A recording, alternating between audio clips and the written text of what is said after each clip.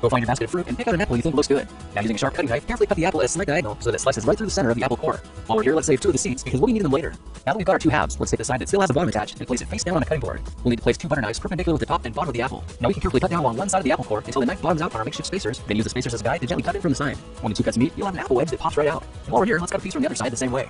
Now our goal with these is to cut out 3 more L-shaped wedges about a 1/4 inch thick. And this time, rather than cutting in sideways toward your fingers, try turning the piece over so you can cut downward and you can first cut at the bottom. Now with a little wiggle, a new apple wedge should break free. If you repeat the process 2 more times, then stagger the pieces back together, the effect is a beautifully layered wing. Now just cut the other piece the same way, and your swan's body should look like this. To make a place for the head, all we need to do is carefully cut into the front of the body and gently lift the pieces out to reveal a clean and fairly deep groove. At this point, we can go ahead and grab the other half of the apple and place it between the butter knives like before. This time, we're just going to use them as spacers to cut an even slice off the bottom.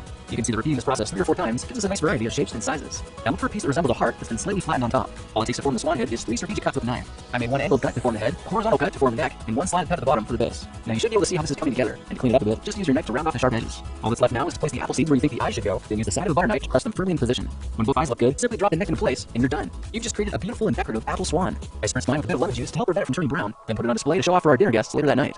If you try using different apples, you'll get a nice contrast of colors, and every bird will look a little bit different.